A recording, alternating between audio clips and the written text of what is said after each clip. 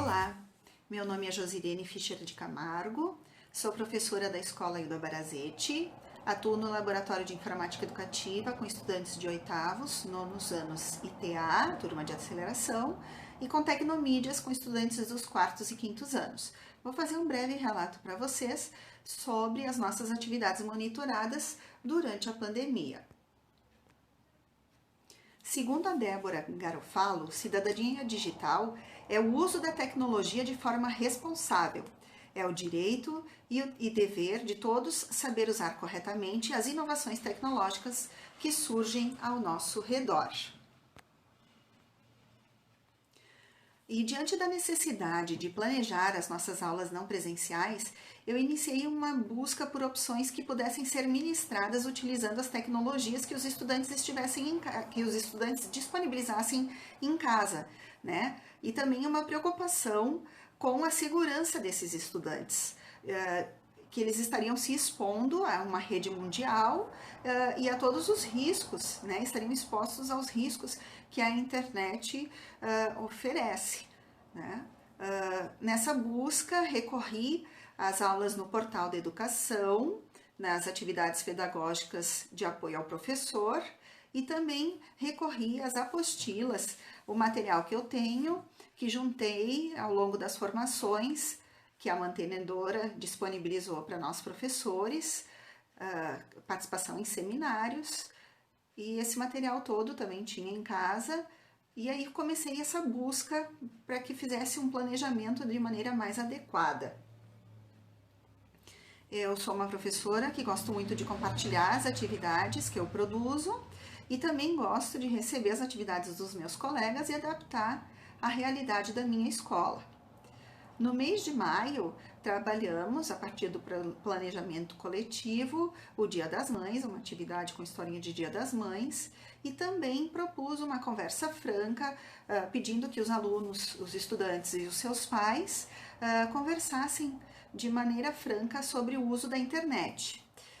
Algumas questões, como se você tem um computador próprio, se há um limite de tempo para ficar na internet, se respeita esse limite que é imposto pelos pais, se o local de acesso é um local onde os pais podem estar monitorando, né, verificando aquilo que eles estão utilizando, se foi dormir tarde demais usando a internet, né, se perdeu a hora de dormir, se deixou de fazer outras atividades, de brincar, de pular, de correr, só por causa do uso do videogame, do computador ou do celular, né? Se os pais sabem quais são os aplicativos, as páginas que eles gostam de acessar, ou se eles escondem dos pais, e se os pais também têm acesso às senhas deles. De maneira geral, eu considerei satisfatório as respostas que vieram, porque eles estão conscientes, né? Não sabemos como é que isso funciona em casa mesmo, mas me parecem conscientes de que eles têm que contar com o apoio dos pais. Essa também é uma preocupação nossa no início de cada ano letivo. A gente faz uma apresentação das combinações, das regras do laboratório e trabalha com eles já esse alerta, né, da importância dos perigos que estar conectado à rede mundial oferece. Trabalhamos também sobre a evolução dos computadores, né, história e evolução dos computadores. Em junho, aí a criação do próprio avatar como um recurso de segurança, né, ao invés deles usarem fotos, eles podem estar usando então esse avatar.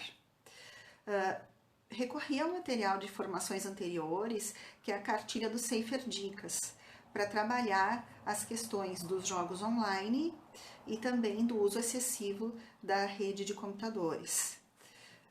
Eu também trabalhei em atividade conhecendo melhor o teclado do computador.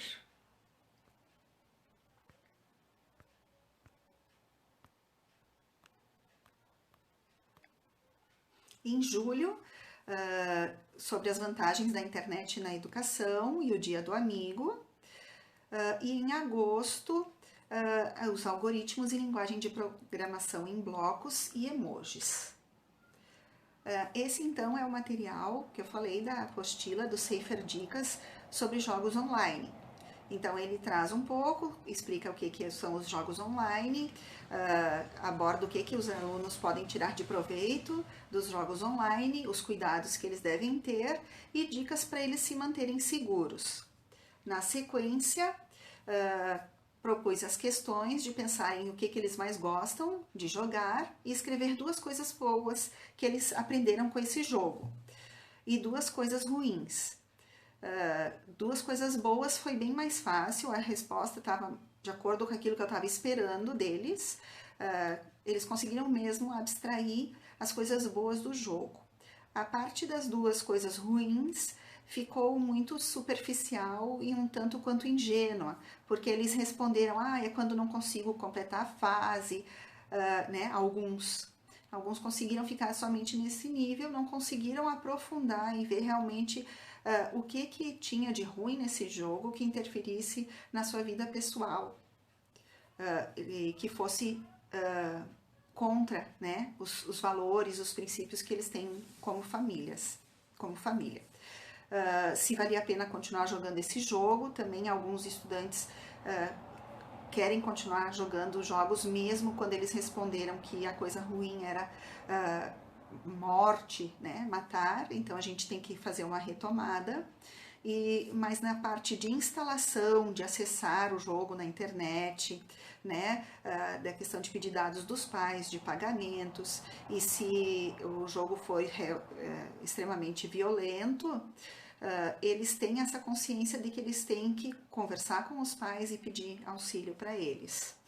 E um tanto quanto contraditório, porque eles pensam em continuar jogando, mas têm consciência de que se estimula a violência, eles teriam que estar parando de jogar. Depois, na mesma apostila do Safer Dicas, sobre o uso excessivo das redes, né? Então, os cuidados que tem que ter com esse uso excessivo e as dicas para manter-se seguro. Aí propus o preenchimento da tabela, né, com o que eles que estão fazendo na rotina diária, manhã, tarde e noite, para que eles se conscientizem de que o tempo que eles estão em casa durante essa pandemia tem que ser bem distribuído, né? Eles têm que ter atividades físicas, as atividades de sala de aula, né, que eles precisam fazer, e também as suas atividades cotidianas, mas distribuir isso de maneira organizada e atendendo a todas as necessidades deles, né? Propondo uma reflexão sobre o seu dia a dia, não ficando apenas conectado. Estamos continuando, né? Vamos continuar com esse planejamento, abordando outros tópicos constantes nesta apostila e me coloco à disposição através do meu e-mail e gostaria de indicar também material para planejamento e para consulta, o portal da educação do NTM, nas trilhas, né? Ali tem bastante material, temos muitas colegas com bastante material também interessante e bem aplicável, de acordo com as necessidades que nós estamos tendo agora em tempos de pandemia. Obrigada a todos.